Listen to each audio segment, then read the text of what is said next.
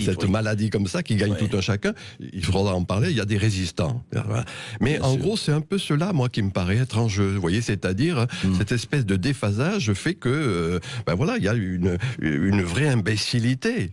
Je le dis dans son sens étymologique. Alors, d'où vient imbécilité? Ceux qui ne marchent sans bâton.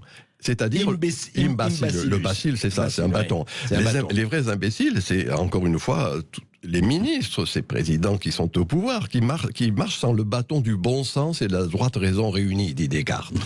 Et le bon sens et la droite raison réunie, la droite raison, on le voit encore une fois, Dieu merci, chez certains de nos collègues, des médecins, etc.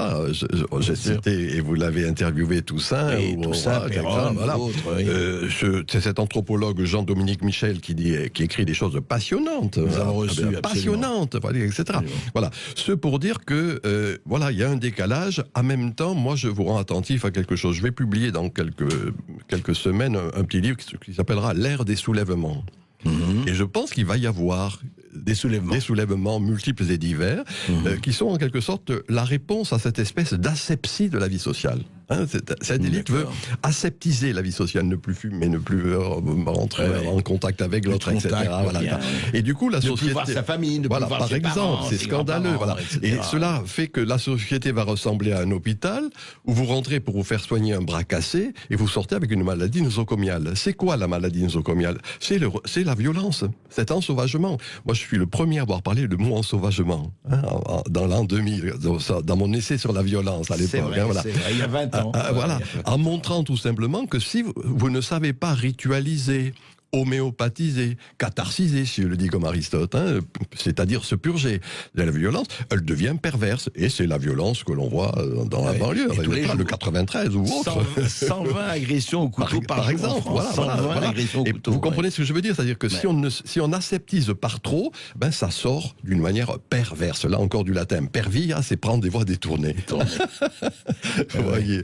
Alors voilà un peu moi ce qui me paraît étrange. Mais alors justement, juste pour parler de soulèvement, vous pensez que la politique des élites aujourd'hui, enfin des élites existantes, c'est surtout qu'ils ont comme vous conscience de possibles soulèvements et qui font tout, mais par des voies détournées justement, pour les éviter ou pas? Ou au contraire, ils les précipitent par leur comportement et leur action présente? Bon, d'abord, d'une manière inconsciente, ces élites ont peur. Ils savent qu'ils sont en déshérence, que c'est fini.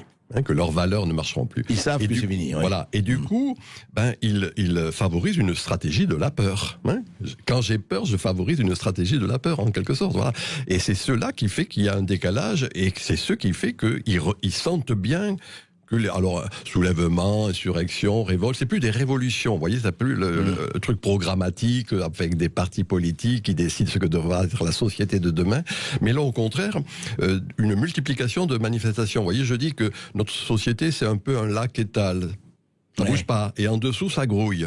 Et les lacs de montagne c'est ça. Et de temps en temps des grandes bulles d'explosion avec des métastases, ça cesse et ça reprend. Voilà mon hypothèse. Et vous pensez que c'est dans un avenir proche, cela? Bon, là, moi, non, mais je vous demande pas de faire la voyante. Voilà. Excusez-moi, déjà, on m'a accusé beaucoup de choses de ce point de vue. Non. Mais, non, je peux pas le dire. Moi, je considère que ça pète. Ça va péter de temps. J'ai bien dit, des moments, des espèces d'explosions ponctuelles. C'est-à-dire qui peuvent être très violentes et cesser non moins rapidement. Il faut être attentif. Ce qui s'est passé avec le mouvement des Gilets jaunes en est une expression, voyez, etc. Et on va voir se multiplier des événements de cet ordre, à mon sens, rapidement. Voilà. Alors maintenant, je peux pas aller plus avant en disant c'est dans 15 jours, c'est dans un mois. Est-ce que Michel Favezoli, justement, pour parler de ça, est-ce qu'on pourrait dire que quelque part, il s'agit peut-être de la naissance d'une contre-élite à chaque fois? De toute façon, je l'ai dit tout à l'heure, chaque société a besoin des élites.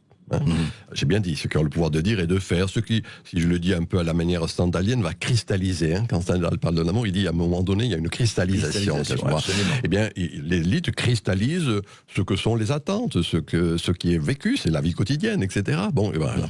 Alors, là aussi, il est difficile de dire quand et comment va émerger cette élite, mais on voit des quantités d'indices de cela, c'est-à-dire index, ce qui pointe, encore une fois, quelque chose qui comme fait par exemple, vous voyez, moi je suis frappé de voir comment ces jeunes générations n'obéissent plus aux injonctions. celle la danse macabre, hein, le mascarade actuel, etc. Le Oui, faux. Dans mascarade, il y a masque. Ben, comme bien par sûr, hasard. mais la danse macabre, il ne faut pas l'oublier. Chez Fraisse, la danse macabre, c'était quand il y avait la peste. Hein, donc il ne faut pas oublier ça. Bon, et je vois bien, vous me demandez des indices, cette espèce de vitalité juvénile, voilà, qui ne se reconnaissent pas forcément, et que pas du tout dans ces grandes valeurs. Ce n'est plus la valeur travail qui va prédominer, c'est l'idée de création, de faire de sa vie une œuvre d'art, ne plus perdre sa vie à la gagner, comme disaient les situationnistes en leur temps, etc. Alors voilà, moi je trouve qu'il y a là toute une série, j'ai dit bien, d'indices, hein, index, qui pointent, ce qui montre. Et on va le voir se multiplier, ces phénomènes de cet ordre. De cet ordre. Écoutez, on va suivre ça, c'est passionnant, et on va en parler juste après les informations. Et nous aurons nos auditeurs qui auront beaucoup de questions à vous poser, Michel Maffezoli. Et n'oubliez pas qu'évidemment,